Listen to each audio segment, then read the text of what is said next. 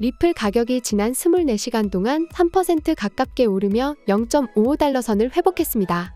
시가총액 기준으로 6번째로 큰 암호화폐인 XRP 가격은 현재 코인마켓캡 기준으로 0.5546달러를 기록 중입니다.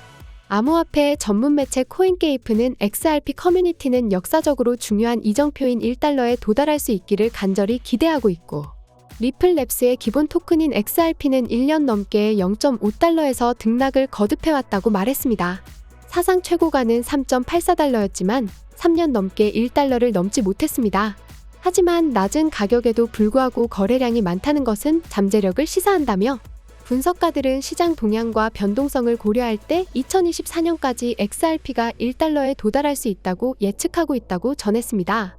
이러한 가운데 브래드 갈링하우스 리플 최고 경영자는 블룸버그 인터뷰에서 XRP 현물 ETF를 지원할 것인지 묻는 질문에 확실히 환영할 만한 일이라고 답했으며, SEC와 소송에 대해서도 승소 자신감을 내비쳤는데요. 리플이 ETF 개발이 어디까지 진행됐으며 SEC 소송 준비를 어떻게 하고 있는지 알아보겠습니다.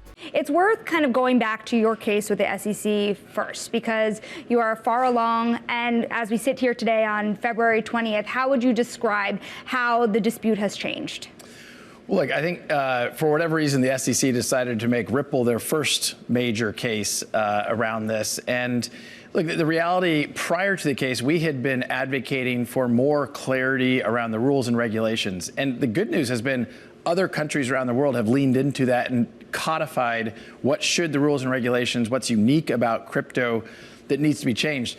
The SEC, frankly, has just hired more litigation that, what we call regulation through enforcement, and really just started suing lots of people. And what's unfortunate is they have lost consistently. They lost the Ripple case on everything they cared about. I mean, even the soundbite you just had up, your Chair Gensler is saying that a lot of these are securities. What the courts have said in the cases they have brought, and certainly the case with Ripple and the token XRP, the court determined that XRP is not in and of itself a security. When do you think that this will finally no longer be an overhang for you guys? You're one of many companies that are fighting the SEC at this point in time, but when can you call this an all clear? And do you think that this will make it so far as to reach higher courts? Well, hard to predict whether it's going to reach higher courts. On everything we cared about, we won against the SEC. Will the SEC appeal and move it up the courts? We'll see. They sought approval to do what's called an interlocutory appeal. The courts denied that also. The case against me personally and Chris Larson personally was dismissed entirely with prejudice. So, look, from my point of view, the SEC has lost consistently. They lost the Grayscale case. I think if you're following the Coinbase case, that the tone from the judge is, I think, pretty skeptical about some of the SEC's arguments. It stops, I think, when the SEC either realizes they're losing consistently, or you have Congress lean in and writes new legislation. That's probably going to be hard in an election year. Maybe we'll see legislation around stablecoins this year, but I'm hopeful and we'll continue to advocate in Washington. Well, you mentioned the Grayscale case, Brad, and it's Kaylee in Washington.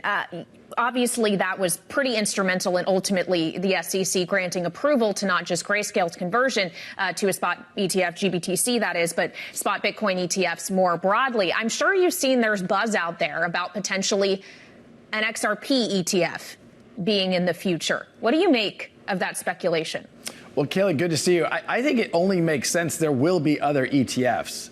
It's a little like, the earliest days of the stock market. You don't really want exposure to one stock or one company. You want to typically think about diversifying risk and what have you. And so I think we will see other ETFs. When we will see them is hard to predict. The sad reality of what we saw with the Bitcoin ETF is it was only because the courts forced the SEC's hand, and really Chair Gensler's hand, that we saw that finally come to fruition. And look, in my opinion, it makes these markets safer. It makes them more robust. And so this is good for the investment community to kind of lean into that. So you would welcome an XRP ETF then? We would certainly welcome it, and I think it's inevitable that there'll be, multiple ETFs around different tokens. And I think you'll even see ETFs potentially around baskets that also, I think, further diversify that risk. Given there's so much excitement around the ETF dynamic here, are you in talks with the largest issuers, particularly BlackRock, to get this done? Well, I'm not going to comment on that. I know BlackRock has said some things publicly. We think it makes sense for the XRP community overall. Ripple obviously is a very important stakeholder in the XRP ecosystem, but we're not the only player. And look, we've seen, before the SEC lawsuit, XRP was the second most valuable digital asset. I think because of the headwinds of that lawsuit, we've now seen that largely abate. But the long-term view on these things is about how do you create utility and really solve real-world problems with these different digital assets. Bitcoin's doing that very well as a store of value. XRP and its dynamics around being very fast, very efficient, and low cost on a per transaction basis makes it ideal for payments. And that's where Ripple really has leaned into as a company. 인터뷰에서 내용처럼 리플은 올해 미국 증권거래위원회 SEC와 소송이 마무리될 것으로 내다봤습니다. 롭 그랜트 리플 글로벌 정책 총괄 부사장은 블록체인과 암호화폐가 지속적으로 성장함에 따라 규제 명확성이 전 세계로 확대될 것이라고 예측했습니다. 그는 올해 여러 국가들이 규제의 명확성을 부여하기 위해 노력할 것이라며 아랍에미리트가 최근 암호화폐 서비스 통합을 위해 XRP를 승인한 것이 하나의 사례라고 밝히며 이런 흐름 속에서 리플은 올해 SEC와 오랜 소송이 마무리될 것으로 내다봤습니다. 가링하우스는 ETF에 관해서는 당장의 입장은 내놓지 않았지만 분석가들은 소송이 마무리되면 ETF 개발의 속도를 낼 것이라고 내다봤습니다. 이런 호재 소식에도 투자 전략을 못하면 결국 끌려다닐 수밖에 없는데요. 그래서 구독자분들을 위해 제가 책을 준비했는데요. 실제로 이 책은 현재 인터넷에서 판매되고 있는 책이며 무려 3만 원대에 판매가 되고 있습니다.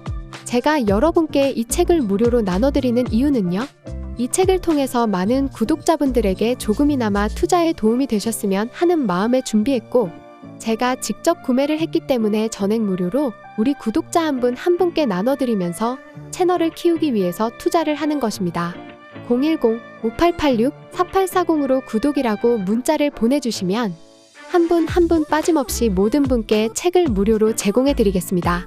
내가 의지만 있다면 암호화폐 투자 전문가의 전략과 노하우를 무료로 배워볼 수 있는 좋은 기회이니 이 혜택을 모든 분이 누리시고 앞으로도 제 채널을 많이 사랑해 주셨으면 좋겠습니다.